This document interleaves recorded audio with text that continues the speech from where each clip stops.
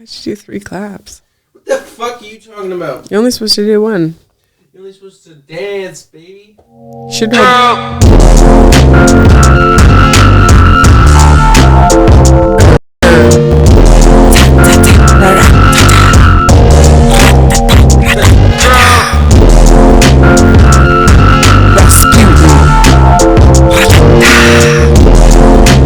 Rat King of Russia.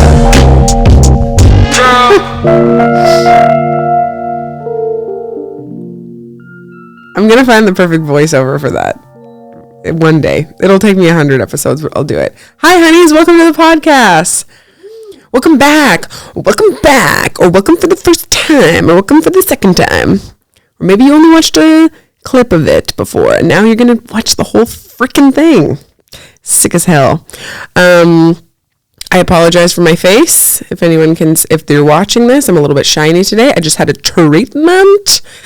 I had an IPL and a chemical peel. The girlies know. Those of you that don't, get on it. What is it? An IPL is a very fun little laser that it's actually also can be scary because you have to be safe. So you have to go to someone who knows what they're doing. It helps get rid of like sun damage or old acne scarring pigment or redness. So it's really good at getting pigment that's not your natural skin color. But we also do a chemical peel after it, which makes you very shiny. And it's going to peel me like a lizard. My skin's going to peel off like a little serpent. I love doing treatments.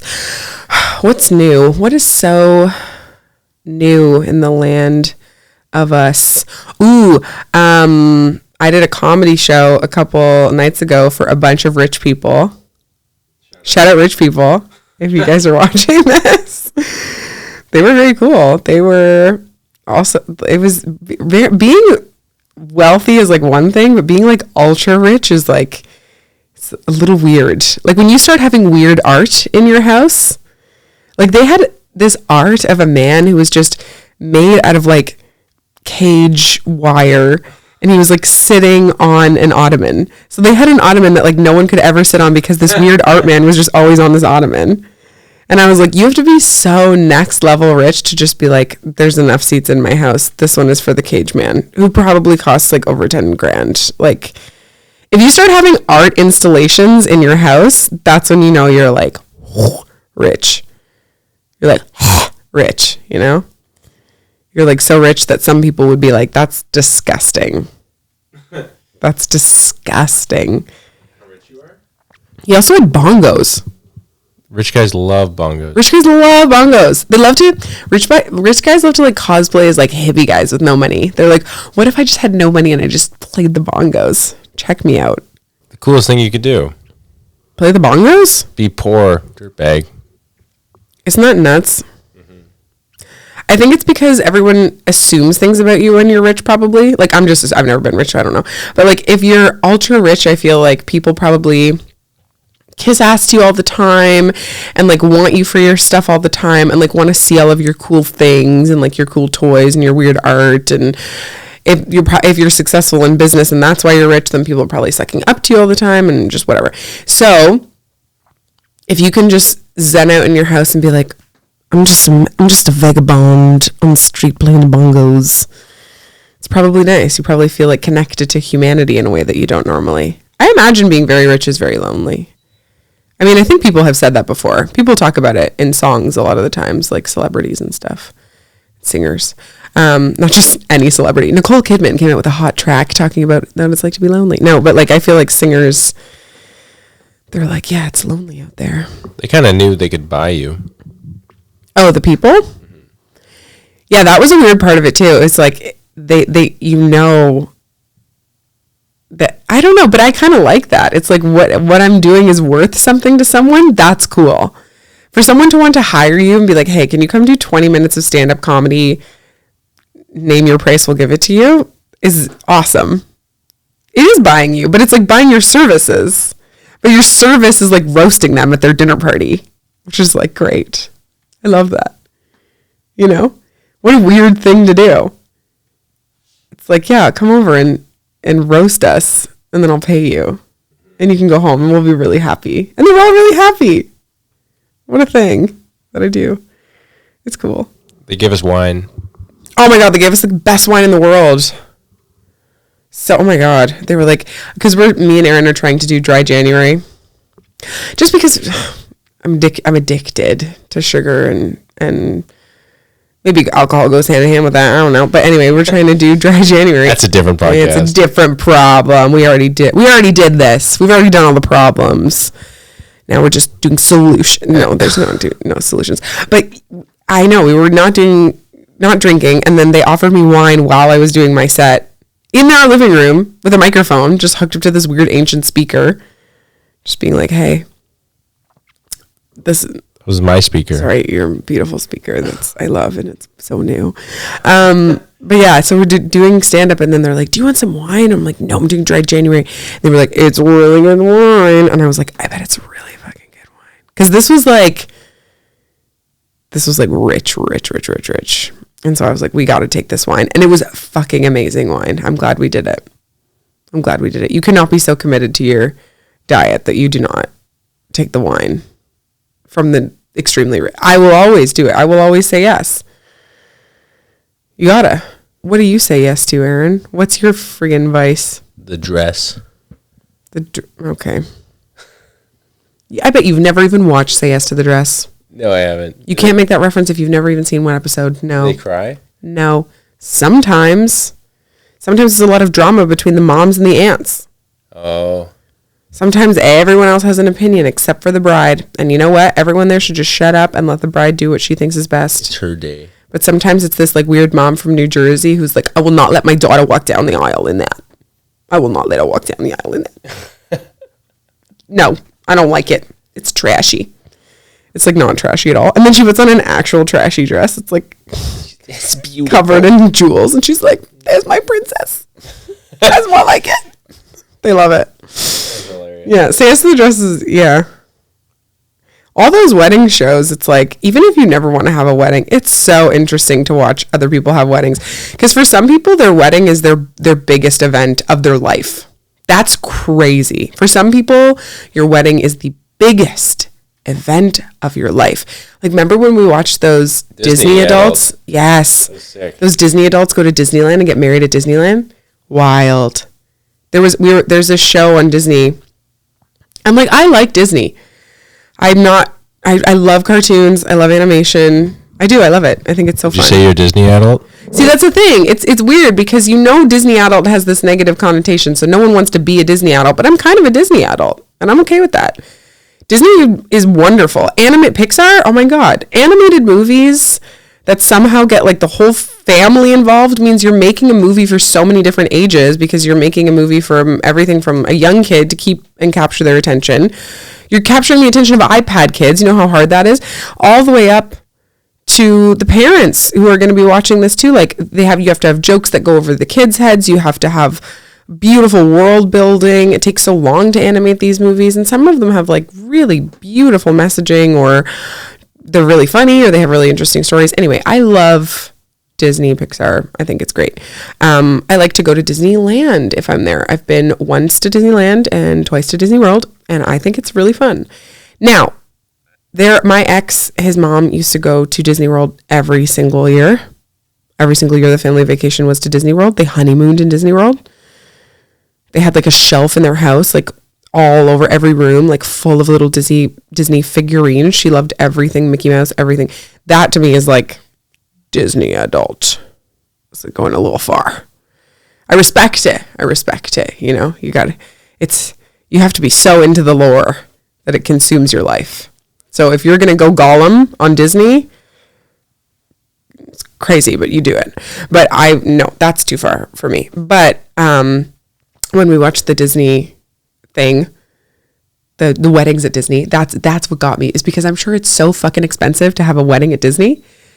And all these people were just like, we're having our dream fairy tale wedding, me and Jason at Disneyland. And then the guy would just be there, and it was always this guy who looks like he worked like some sort of blue collar job, but he wasn't upset about it. He was like, ever since I was a kid, I've loved cars. Like, he's just like ready to, and the movie cars, not like actual cars. You know, he's just in there. He's like, I can't wait to get married next to Bambi. Like, it's just so weird. How he loves it too. Like they're both Disney adults. For some reason I thought it would be the woman being like, we're getting married at Disney, and the man's just like, okay. But then you watch it and you're like, no, both of you're right in there. He's pumped for the Cozy Cone Hotel. Oh, I love the Cozy Cone Motel. Cozy Cone Motel. I love the Cozy Cone Motel. The Cozy Cone Motel is so... For those of you that don't know, Cozy Cone Motel is in Cars, and if you go to Disneyland, there's like... It's like pylon land. And it's very small, and it's just a bunch of little... I don't know, places where you can get food, but fuck, it's great. I love a little Cozy Cone moment. Who would have thought? Who would have been... To me, that's so clever. Like somebody... Maybe I'm stupid. Maybe I'm so dumb that this is what my brain is like excited by. But I think it's neat. They built a universe where the cars are the people. Like cars, it's just cars. And then the motel is pylons. Because cars and it's pylons. That's so cute. That's so sweet. That's so imaginative and so sweet. I love that idea. Which is a cute idea. They're just always coming up with ideas. Sleeping in Star Wars Land. You what? Isn't there a hotel in Star Wars Land? No, I don't think so. I thought there was a special Maybe. Death Star. Oh, maybe. It's probably not that. Or maybe, actually, no. Take that back. It's probably amazing because the new Star Wars ride, whoo, it's so good. Yeah. So good. I do love how Disney was just like, and also Star Wars now. Because Star Wars wasn't Disney. That's a good point. They bought it. They were just like, we need this. They bought it for billions. I love it. They're like, yeah, so the cartoons were okay, but I think we need Star Wars. They want everything. They do. They want a monopoly. And isn't Walt Disney wasn't he a bad person? Anti-Semitic. Oh, anti-Semitic. Froze himself cryogenically. He did? Yeah. He froze himself? Yeah, he's still around somewhere. Whoa. We could unfreeze Walt Disney at some point? The thing is, why are old people freezing themselves? To come back to life later on. I get it. No, I understand. But I'm just saying, if you freeze yourself and you're old, even if we figure out how to unfreeze you and like keep you living, you're still going to be old. Like, do you really want to have arthritis, get frozen, wake up and have arthritis again? It'll be like The Substance or something.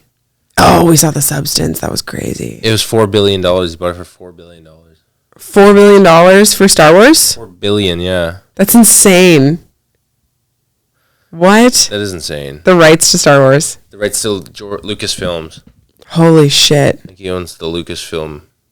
That's also that's like mafia shit. Indiana Jones too. That's like mafia shit. It is insane. It's like a series of movies, some of the most famous movies in the world, and you're just like, how much? $4 billion? Here you go. Like, what? $4 billion? What? What? How do you even make that transfer? I want to know. Like, how do you exchange that sum of money? In loonies. Totally. Canadian CanCon. And then you Donald Duck dive into your... Oh my gosh. Pool of Scrooge loonies. McDuck. That's Scrooge McDuck. Scrooge McDuck. He loves it. Dives into his pool of loonies. Pool of gold coins. $4 billion is wild. What would you do with $4 billion? I wouldn't even know where to start. Me neither. I would make a public swimming pool for the whole community. That was unlike anything you've ever seen. Yeah, if I had $4 billion, I would invest most of it, but then I would take some of the money, and I feel like everyone says that. I have no idea how to invest, though. I'd probably end up in like a crypto scam. Yeah, I'd probably end up getting scammed out of most of my $4 billion. Well, no, because what would you do? You would, realistically, the $4 billion would come to you, and then you would be like, okay, I need to invest this now. So then you'd go to the bank, and you'd be like, hey, I need to invest my money. And then whoever was helping you, who probably earns a commission or whatever on whatever you do, is now like, oh my God, $4 billion? And so they're thinking we can probably be safe with some of it and risky with some of it. And then the risky stuff they're going to put into like, I don't know, bubblegum pink coin, which is like a new Disney Hubba Bubba coin from crypto or some shit. And then from there, who knows what could happen. But anyway, that's not interesting at all. I would, build a rad ass public swimming pool. And it would have like racer slides, like from all angles that like all fed into with like timers. So when you started at the top of the slide, you like hit a button on like the bar as you would go down, and then as you would go down the slide, it would time you, and then all of you and your friends would come out into this pool like together. Cool. So you're not racing like side by side, but you're racing like through the swimming pool. And then it would show you your time and be like, winner, like winner, Gagnon. And then it would have like a crazy sauna. The hottest sauna in the world? It would have like 3 saunas at 3 different temperatures. It would have like a whole like spa circuit of like saunas and whirlpools and cold plunges, 100%. And then the actual pool part would have like obviously lane swimming and then recreational swim and then like an ultra crazy deep diving well. What's that? A diving well, like a diving board and then like a deep area for people to dive. It's called a well. Yeah, a diving well. Really deep? Yeah, that's why it likes to go well. So people can go really deep? Yeah, so people can go really deep. There would be a scuba section where you could teach people how to scuba. Crazy. That'd be crazy cool. That'd be so much fun. And there would be like scuba certs going on all the time. And there would be like a wave pool. And then the scuba section would also have waves to like show you how to scuba in like crazy water. Yeah. Maybe this whole swimming pool would cost $4 billion. Maybe I shouldn't build it. And you would make it public? Why not? That's really nice. Yeah. Rich guys hate public. Well, oh yeah, they do. They want private everything. Maybe I would change though. Maybe $4 billion would change me. Maybe I would get it and I would think I would do all these things and then I would just be like, no, my money. Mr. Krabs? Maybe. Money. You never know. You never know how the money's going to change you. Like, Can't let the money change you. but it does, doesn't it? Like most people get changed by money. It's interesting though that like Disney has so much money and the way that it changed them was just by making more of the same thing. Like they were like, no, we're not gonna like Disney could have at any point branched off and been like Michelin, like now we're gonna do restaurants or like now we're gonna do this, but they were just like, no, we're gonna do animated kids movies, but we're gonna make it real life and we're gonna make it the best freaking thing you've ever seen. And then they just bought other fantasy movie franchises. Like they basically became experts in fantasy and world building and then just stayed in that lane. That's pretty cool. Monopoly. Yeah, for sure. Yeah, you know what you're good at and you play to it. I think you make too many mistakes when you go off. Except Michelin, that was not a mistake. Friggin' Michelin tires came up with the Michelin guide of restaurants. I don't think they make money on that. You don't? No, that was a guide to sell more tires. It was to get people to drive farther and sell more tires. Yeah, but I'm sure at this point, because people will like pay for, like, it's such a big deal when they come to town. They have to be making money off it now. It was a happy accident. Yeah, kind of. But it's also so weird that tire people were like, now we're really into food. You know what tastes like shit? Tires. Yeah. They've tasted enough rubber in their life to be like, not this. Not anymore. I wonder if that was ever like a little pun they would make because like rubbers are like condoms, if they ever talked about like eating rubber. Sometimes I really feel like I have nothing going on upstairs. Like there's just nothing going on in my brain. Absolutely not. I never used to feel like this. I always used to feel like I had like really streamlined thoughts and I could really understand everything that I was thinking. I thought really well. I thought really efficiently. Everything was like zip, zap, zopping. But then sometimes I sit here and like podcasting is weird. It's such a weird skill that I don't have yet because it's something you have to leave. And I have no guests, so I have no one to really like have a conversation with aside from Aaron. You're fantastic, but being the only one, Am I? You are. But like both of us are new at this, and being new at something is kind of insane because you're just trying to come up with things to talk about. And I mean, I guess you should have a little bit more direction than what we're doing, but also it's kind of fun to just sit down and be like, hey, we'll see what happens. But sometimes I'm just like, man, as soon as you need something to be going on upstairs, nothing is going on upstairs. There's a lot going on downstairs, if you know what I mean. Penis. I have my period. No. What penis? She got a big dick. No. You weirdo. You really wish I had a dick. You mention it all the time. No, I don't. You do. I'm cutting all of this. Yeah. Are you? Yeah. Yeah. It's all getting sliced. The part where I'm gay. My penis is getting sliced off. You wish. Yeah, it's wild to me. how you can have so much to say or think you have so much to say, and then you go to try and say it and you can't. And also I find sometimes that when I'm doing this specific podcast, I'm really trying to figure out who I'm speaking to. And most of the time I feel like I'm speaking to people who don't like me. Like, I'm assuming that whoever's listening to this podcast is someone who either doesn't like me or is skeptical of me or doesn't think I'm funny or is like a Vancouver comic who's like, fuck this bitch. Like, why did she decide to make a podcast? And so I'm trying to like pander to them, and I'm pandering to all these different people too. I was actually, I refused to edit this. Like, I refused to listen to what this was and edit it. And Aaron was just editing it. And he was kind of mentioning how he needed help, and I ended up falling into just watching it and editing it. And I really struggled to look at myself. I struggle to listen to myself. I think that's like a common thing with a lot of people, which is fine. But you kind of need to, like, you do need to know, because there's two different brains that you turn on. When I'm here and I'm in the seat and I'm just kind of zapping and zipping and bopping around, I'm kind of in a creative state, hopefully, or I'm like trying to come up with creative things to say or interesting things to say. But then when you sit down and look at it and you watch it back, you're in more of a constructive brain space. Like, you're in an editing space where you're like, okay, how can I make this better? How can I chop this? How can I make sure that I'm not being repetitive or redundant, which is something I struggle with so much because there's no one here to stop me. Like, I'm just talking, and sometimes I'm talking in circles. So anyway, it's just very interesting to see like the kind of, yeah, say whatever you want, and then the editor's part of it. But looking at it and editing it and seeing it for the first time and kind of hearing some of the other episodes, it's like, it's all different, very different parts of me. Like, I feel like I'm trying to appease people, or I'm trying to kind of cover all my bases, or anytime I say something, I'm imagining a counter argument to that. So I'm kind of shutting myself down. Like, I'm never really letting myself just kind of work through something. And that's a weird thing, you know, because I'm so, and I know this, like, I really believe that this podcast one day will be amazing, and amazing for whoever its audience is. Like, people will like it and people will relate to it. I have a lot of faith in that.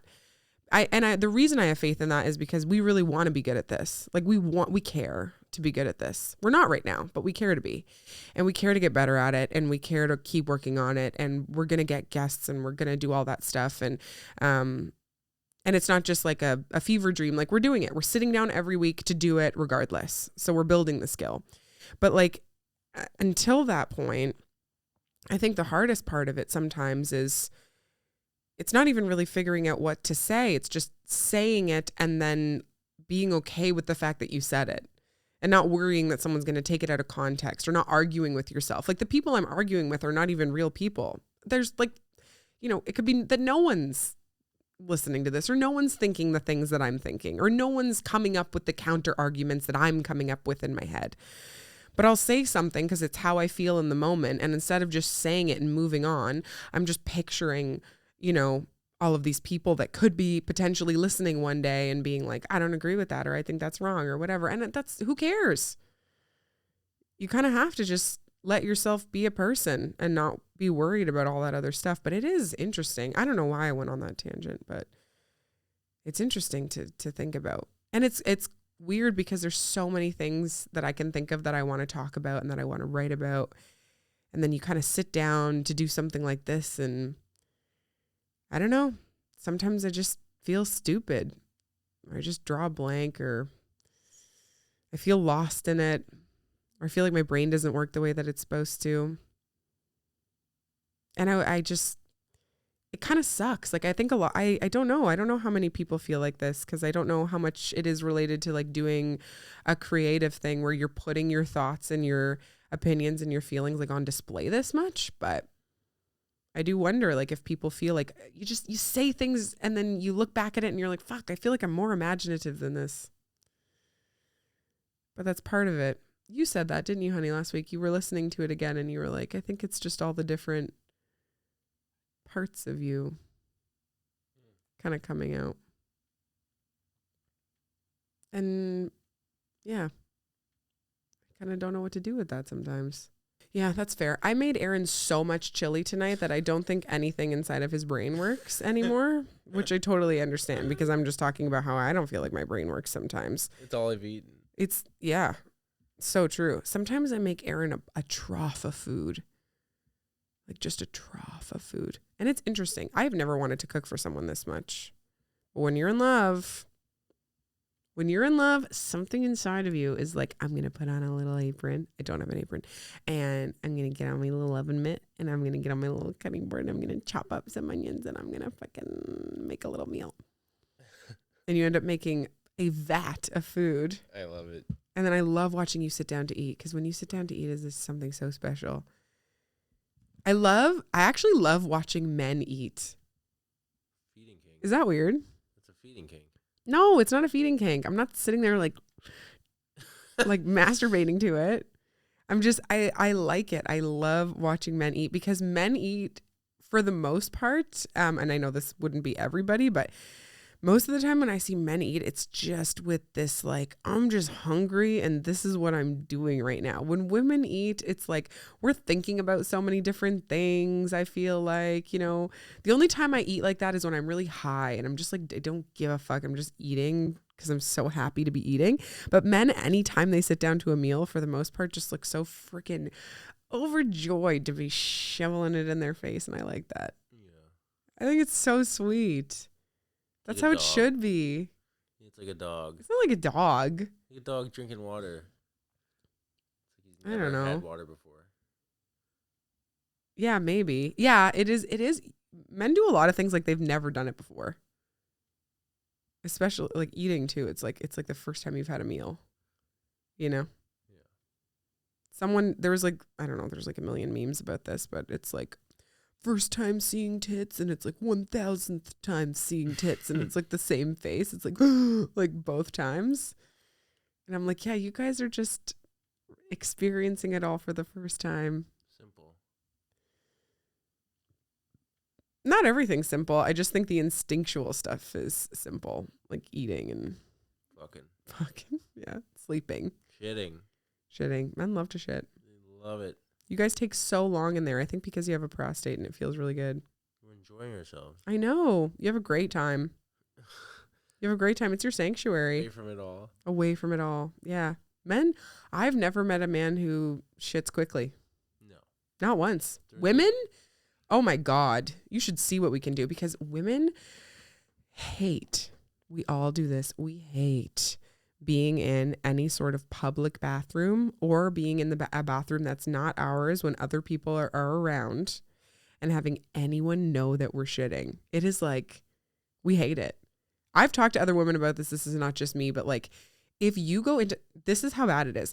If you go into the bathroom, like a public bathroom as a woman, and you have to shit and you're in the stall and you haven't started yet, or even if you're halfway through and another woman comes in, you will have a freaking standoff. You will wait each other out. We love to do this. You will sit there in silence. You will clench your asshole, even if you are pissing out your ass diarrhea, and you will wait for that woman to tinkle, pee, and then fucking leave, wash her hands, and go. And the thing is, there's kind of like a code. Like if you were the woman who walked in and you only had to pee, and there's another woman in there and she's completely silent and nothing is happening, like there's no movement, there's no nothing, you just know. You just get in there, you pee, you're like, I got you, girl. You come out, you wash your hands, you leave. Women who don't get this, you do not understand girl code.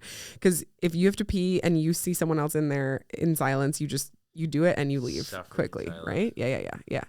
I had a friend actually who told me once that she walked into the bathroom needing to take a shit and then saw that there was another woman already in there and just left. She just went to find another bathroom. Really? Yeah.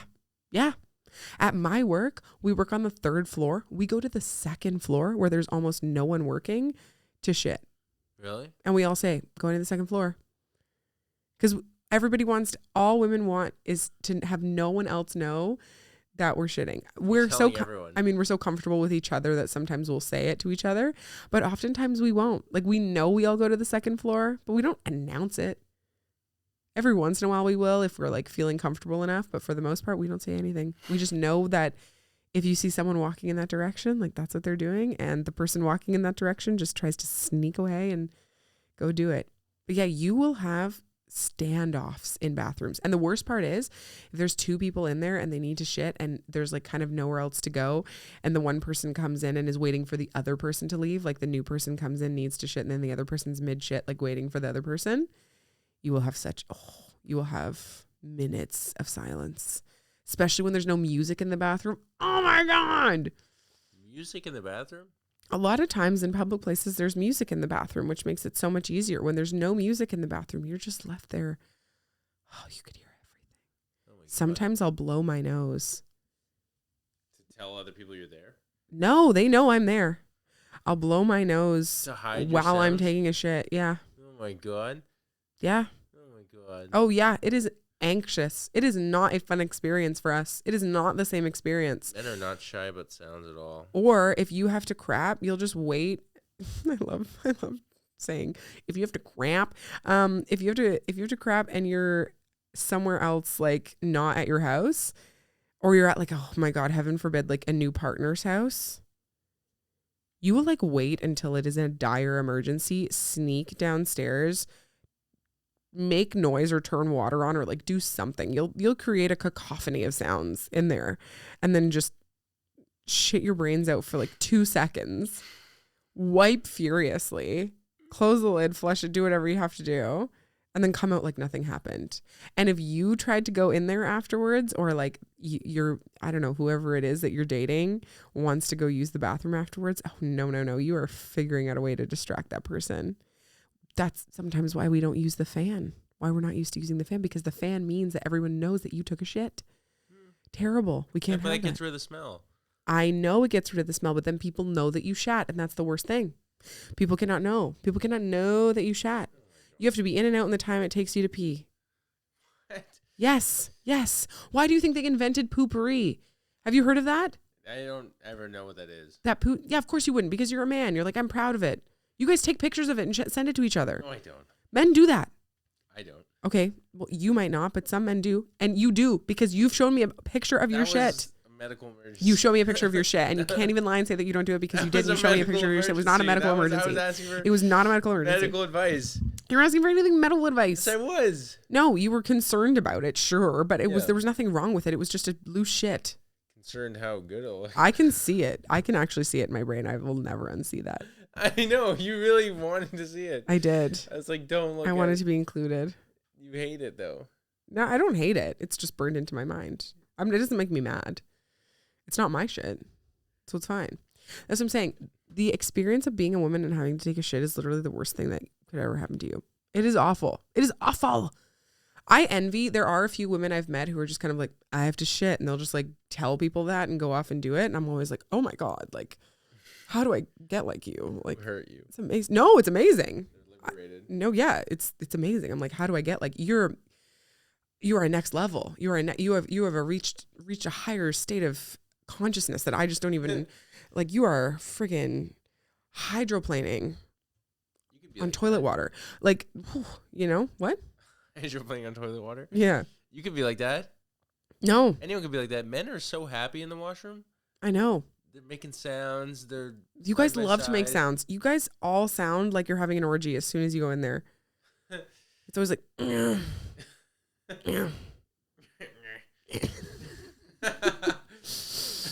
sound like a water buffalo trying to get comfortable in a pile of hay. Like it's like like you guys are so happy. I don't get it. Here's the butt makes sounds. What? The butt makes sounds. Of course. And of course. No one in the washroom is like embarrassed at all. Oh, that's crazy. And then they get out there all smiles. That is not the women's washroom experience. Another day, another dollar kind of thing. It's like water cooler talk.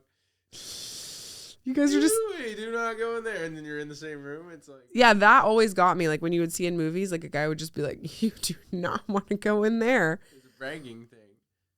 You're bragging about how much your shit stinks. That's crazy. That's crazy. Oh boy, do I have a bad diet. Oh my God. Yeah. Why do I not eat any fiber? I know. For you guys, it's all like a system. It's like I eat, I digest, and then I have to take a shit. We enjoy it feels eating, great for me. We enjoy digesting, and then we enjoy. Yeah, you enjoy the whole part of it. Shitting. We have so much anxiety around eating, just women in general. Digesting can be uncomfortable because you feel bloated and we don't fit into our clothes. And then you have to take a shit and it's the most embarrassing thing in the world. Like the whole cycle is not enjoyable. What you eat? What? You are what you eat. What do you mean? If you're anxious going in, you're anxious coming out. Okay. No.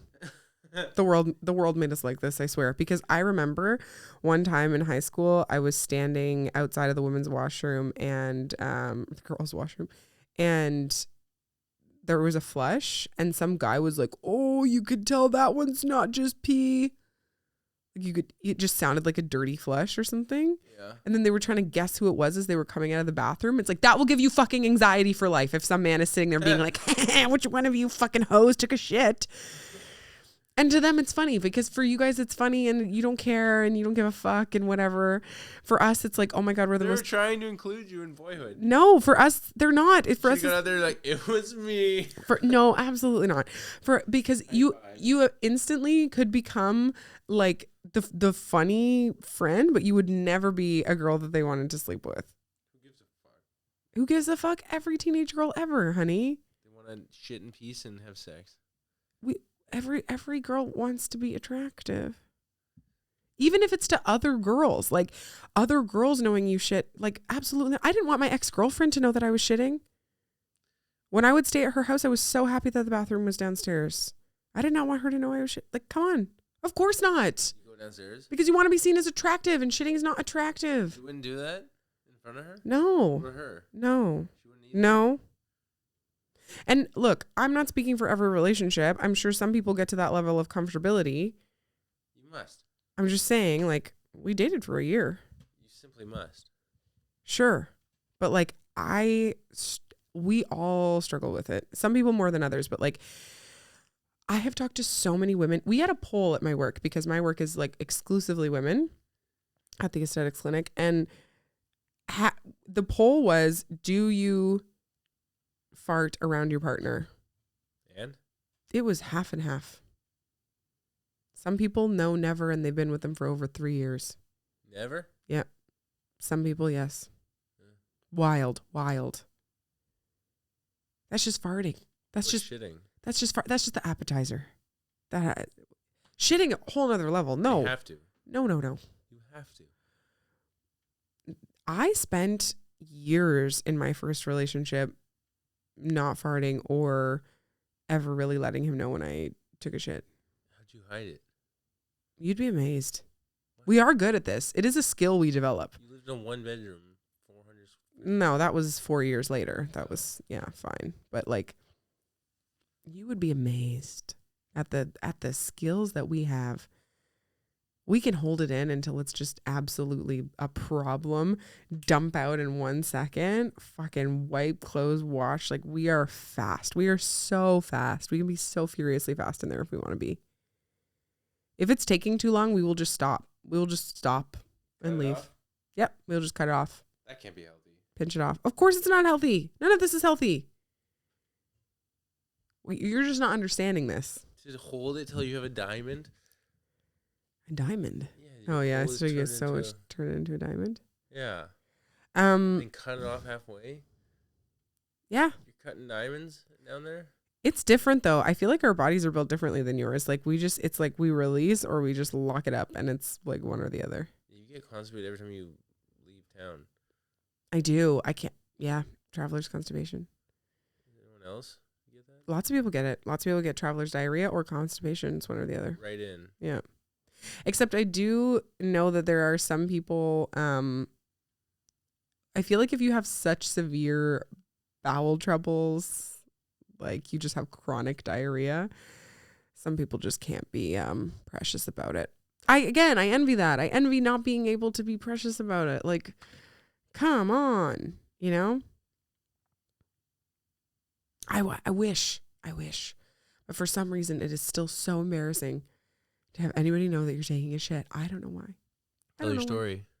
Oh, have I told this yet on the pod? Oh, okay. Well, this explains like my origin story of being afraid of this, but I don't know if it's going to make sense to anyone else. But when I was a teenager, I was not very cool. But I was friends with this girl in science class who was very cool, but very nice and like easy to approach. And she was just really friendly. So she had a lot of friends. She was sporty. She was fun. And we would sit beside each other and I would make her laugh sometimes. And then she ended up inviting me to her birthday party. And I was so excited because she was awesome. She was friends with a lot of girls that I really wanted to be friends with. They were popular, yeah, but they were also like cool, like nice, fun people. So I was super pumped to get invited to this birthday. I was like freaking a bajillion feet tall. I was like 6 feet tall at this point. It was in grade 9, I think. I would wear a lot of under eye eyeliner and weird like black and gray striped clothes from Sirens. Like it was just, yeah, there was no Hot Topic there at the time. I would have been all over Hot Topic if there was though. I was wearing those weird shirts that were like cut really low, but then had a stitched like upper shirt inside. It was just all, it was all wrong. And, but I was just so weird, like, and whatever, but I didn't want to be. I saw a different life for myself, and I was so excited to get invited to this birthday. And what we were going to do is we were going to go to Jack Astor's chain in Ontario and just have dinner, and then we were going to go back to her house and we were going to watch a movie. We were going to watch a scary movie. So we go to dinner. Dinner's great. We go home to her house, and she has a split level house. So you walk in, and there's like 3 stairs to your right that go to the top floor, and then there's just kind of the main living room, and then a couple stairs in the kitchen that go down to the other area of the house. They have 1 bathroom. Okay, so I go up to use the bathroom, and I take a shit, which I normally would never do in someone else's house. But I just had to. It was just a little one. It was just a little one, little cute one. Go to flush it, doesn't flush. The water's still. And I'm like, fuck. Because again, you don't understand this, honey, but any woman who's listening to this understands how freaking terrifying this would be. You are in a house full of cool girls. You are the only one in the bathroom. You just took a shit and you have no idea how to flush the toilet. Also, I didn't know how to like lift the lid and like pull something. I still don't even know how to do that. So the water was still, and there was nothing I was going to be able to do. And there's this little log in the toilet that is staring at me, and now there's nothing I can do. I can either go out and tell her parents that we need to fix the toilet and have everyone see that I fucking shit. You guys need to sell the house. Yeah, pretty much. You guys need to move. Hey guys, I need everyone. The house is flooding. We need to get out right now. Like, it's on fire. Yeah. Like I have to at some point admit that I shit, or I have to figure out how to hide this. So I look around. I'm like, what do I do? There's a garbage bin. I'm like, I can't put it in the garbage bin. It's going to start to stink, right? There's a window. And I'm like, fuck it. Yeah, I could throw it out the window. But it's a split level house. I'm not that high off the ground. And when I look down, I'm kind of like, fuck, like there's just going to be a human shit there, and I'm probably not going to use my hands like I'm going to use toilet paper, so there's going to be wrapped toilet paper human shit, and they're going to narrow it down. Like I just felt like someone was going to see it, someone was going to fucking be like, I don't know why in my mind this everything was playing out. These scenarios were just playing out in excess. The first scenario was that I fucking throw it in the wastebasket, and then someone goes, oh my God, it smells so bad in here. And then they figure out that it's my shit. The second scenario, I throw it out the window. A neighbor walks by with their dog. The dog smells it. They realize it's a human shit. It's come from the window. They knock on the front door. They go, hey, did you know that there's a shit that's been thrown out your window? And the parents go, no, who was it, girls? And then I'm the weird odd one out with the weird eyeliner and the friggin' back breaks. And they're like, it's definitely that one. Like it was, I was like, could I put it down the sink? But it was too solid. I just thought it would just also smell, and I wouldn't be able to do it, and it would take too long, and everyone would just assume I was shitting anyway. So I'm just panicking at this point. So what do? I end up grabbing the most toilet paper you could ever grab, a big, huge handful of it. And I take my shit and I put it in my purse. I had a big purse, and I was like, that's where it's going. So I wrapped it up like a little baby, and I put it in my purse, and then I walked out the door of the bathroom clutching my purse like, oh my God. And I went into the living room and everyone's getting set up to watch the movie. And I put my purse by the front door and we all start watching the movie. Now, the whole time I'm watching, it was Haunting in Connecticut. The whole time I'm watching Haunting in Connecticut, I'm just staring at the front door, just staring at my purse. Like, ugh. Like me and the purse were connected. Like me and the shit had some fucking telepathy going on, like just a string uniting us. We were just like, we were one. We knew we had to get through it. And I was like, you little stinker, like you just fucking keep it together. So we're watching the movie, everything's fine. And then all of a sudden someone goes, do you smell that? No. And I was like, oh my God, here it is. And then as soon as she said that, a cacophony of girls, all of them, oh yeah, I do. What is that? Yeah, something does smell weird. Something, yeah, for sure. Something does smell kind of strange, kind of like sewage. And I'm like, oh my God, oh my God, oh my God, oh my God, oh my God. I have to get out of here. I have to leave. They're going to figure it out. I don't know how they would have figured it out. I don't think they would have been like, I'm going to go check your purse, Cass. Like, oh my God, a shit. Like, no, they weren't going to do that.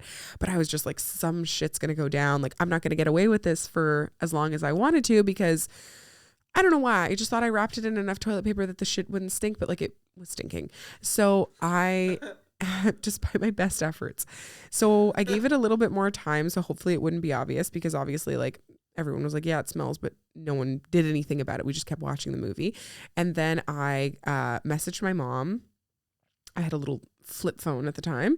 And I was like, I need you to come and get me right now. I'm really sick. And I was the type of kid. Yeah. SOS. LOL. Yeah, SOS, shit on stick, shit in purse, SIP. So I was the type of kid growing up where you could not pry me away from a sleepover. If I got invited to a sleepover, I was overstaying my welcome. I would stay for 2 days. So my mom's like, this kid never asked to come home from a sleepover, especially this one she was so excited about. So she thought I really must be sick. So she came to pick me up. I told the girls I wasn't feeling well. I had to go. I was like, so sorry, bye. Clutching my shit in my bag. And then I leave and get into the car and my mom's like, are you okay? And I'm like, yeah. For some reason, I was like, I can't even tell my mom. I can't tell my mom. It's too embarrassing and I can't tell my mom that my shit is in my purse. I can't tell my mom. My mom's never shit. My mom doesn't know what it's like to shit. She's a lady. So she's a nice lady. So we're driving home. I'm clutching my shit in my bag. And then my mom just looks at me at some point and goes, did you smoke weed? So she was smelling me and she thought the smell was weed. And I was like, no. She's like, well, you stink like weed. And I was like, no. And at this point, I'm just trying to get through it. Like, I'm almost in tears. I'm just trying to get through it. I'm like, I just feel really sick and I didn't smoke weed. Find out that to this day, my mom thought that was the first time I tried weed and I just got too high and greened out and called her and had to go home. Meanwhile, I just took my shit out of the toilet, wrapped it up and put it in my purse. It's far worse than getting high. Way worse. Your kid is a loser.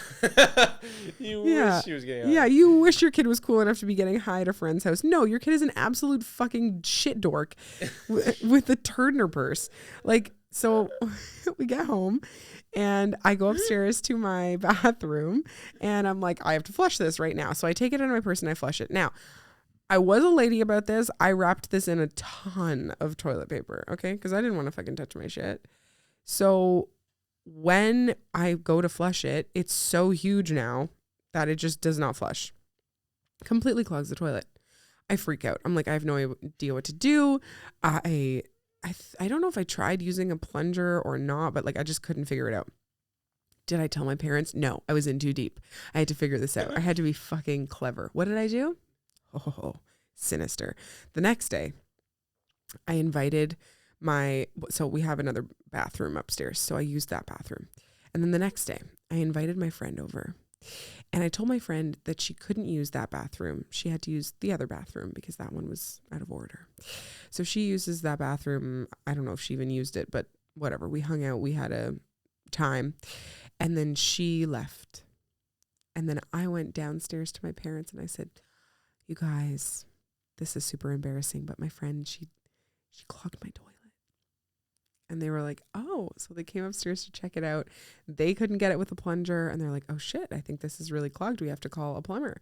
So the plumber comes over and the plumber unclogged. We have to get a freaking plumber to snake the freaking drain to unclog the toilet. And my stepdad's standing there. And my friend who I had invited over was like 5 feet tall. And so my stepdad's talking to the plumber and he's like, yeah, you should have seen the size of her friend. You wouldn't think she could shit this big. And I got away with it. And it was amazing to get away with it. It really was. Honestly, it felt like a heist. It felt like the world's biggest heist. And then I just told my parents this year while we were at a public sauna spa thing. And yeah, I think they really just, they had no idea. Ocean's 11. I got away with it. Ocean's 11. Yeah, I really, truly got away with it. I like how the two guys at the end are like, look at this girl. She can really shit, can't she? Yeah. Wish she was my kid. They love it. They love it. They're like, whoa. Well, I wish my kid could clog a toilet. You guys take so much pride in it. But for me, it was my deepest, darkest shame. And I vowed at the time, I was like, I'm never going to tell anyone this. And now I tell everybody. You told 5,000 people. I tell so many people this story. It's awesome. And now it's on the pod. Now it's on the pod. It's honestly, I love it. I love it now. Now that I can talk about it. But honestly, friggin', it took me so long to be able to even tell that story. It used to be a secret amongst my friends. Like they would know if you knew about the shit story, like you were a good friend because that was a secret. You're in. Yeah. And now it's public knowledge. But like, how can you go through that and not be completely so ashamed? You should be immune now. I'm not. I'm still not. It's deep. It runs deep. It's the etiquette of women's restrooms. Like, I mean, there's been times where there's been sounds and there's nothing I can do about it, but fuck, you never want that to happen. It is so nice when you go into a place and there's those individual washrooms. Oh my God. Oh my God. Your haven. Or in Japan where they have all the waterfall sounds and stuff that play for you. Whew. Gorgeous. Heaven on earth. That's the best. I know. I love how I started this podcast by being like, it's really hard to do podcasts and not know what to talk about. And then I've spent the entire time talking about shitting. You know what I can talk about? Shitting yourself. Shitting your brains. Shitting your actual pants. Shitting your pants and not being able to talk about it. Let's talk about it. Let's talk about it. It is a wild experience. That's funny. I don't know. I wish we could, take a page out of the book of just men just enjoying shitting so much, but we don't have a prostate. Maybe that's why. That's it. You guys have more pleasure going on down there. Something's happening for you. God's a man. Yep. Definitely. Definitely. You shit how many times a day? And loving every minute. And you're loving every second. You're in there just, yeah. And we're often getting paid to do it. Yeah, because you're at work. Yeah. And you're like, well, time to go. I hate that sound. It's the sound you make. Yeah. And you can hear it from a mile away. You guys love it. It's like your battle cry. Like you're in there just like, and the other guy's like, and then you're both just rocking out together. So dumb. Coming out like, yeah, don't go in there. Yeah, I wouldn't go in there if I was you. But you have to anyway because you're next in line for the bathroom. That's the worst. You just force someone to sit in your smell. Like, oh my God. So funny. Ugh, wild. Do you want to wrap this up? Yeah, let's do it. You got it. Thank you for listening to whatever that was. And to anyone who has been listening to all the episodes, I know there's a few of you. I really, really, really, really do appreciate it. And yeah, this is a new interesting thing we're learning, and having people who are listening each week is really motivating, even if it's a small number, to keep doing it and to want to get better at it and make it something really, really worthwhile. And yeah, I'm excited to keep figuring out ways to do that. I'm not being hard on us. I just, it takes a while to get good at things, and I appreciate anyone who's sticking around for us figuring that out. That's really, really nice. If anyone is listening and you have any questions that you'd like to ask us, so please God, so that I don't have to spend the whole, I don't have to talk about my shit stories for the next episode. Please email askthepodcast@gmail.com. We would love it. We would really, really love it to discuss anyone else's problems besides mine. Would be great. How are your shits? Yeah, how are you? Yeah, tell us about your bowel movements at askthepodcast@gmail.com. Tell us a funny shit story. We'll keep it anonymous. Yeah, okay, honey. Yes, we will. Okay, yes. I'll cut that out. Yeah, okay. Yeah, we got it. Okay. And if you live in Vancouver, just a reminder, we have our next couples counseling show, Stand-Up Comedians Get Therapized, live on stage. That's coming up Saturday, March 15th at Little Mountain Gallery. So please come check that out if you are in town. Thank you again so much for listening. We will see you next week. Have a good one, honeys.